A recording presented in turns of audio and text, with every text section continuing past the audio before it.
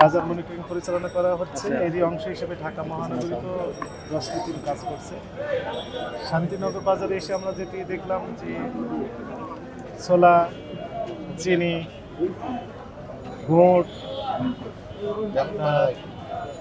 মুড়ি সহ মুরগি, অন্যান্য যে নিত্য প্রয়োজনীয় যেগুলো রমজান কেন্দ্রিক হয় সেগুলি বাজারে পর্যাপ্ত মজুদ রয়েছে, সর্বদা নয় যথেষ্ট রয়েছে এবং দামটা ভোক্তাদের ক্ষমতার মধ্যে।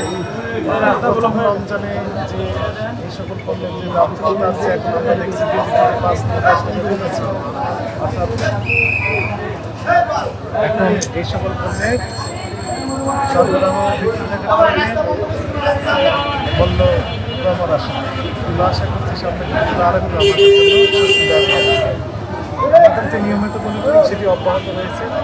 ঢাকা মহানগরীতে প্রত্যেকটা বাজারে আমরা ভাগে কার্যক্রম পরিচালনা করছি।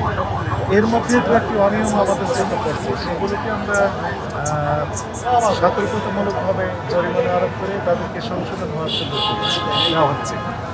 এখন আমরা ইফতারি সামগ্রী যেখানে এসেছি এই ইফতারি সামগ্রী আমরা মনে করি বের হব। আপনি আমাদের সাথেই থাকবেন। Thank you. দেশে দেশে সবার সাথে দ্য নিউজ।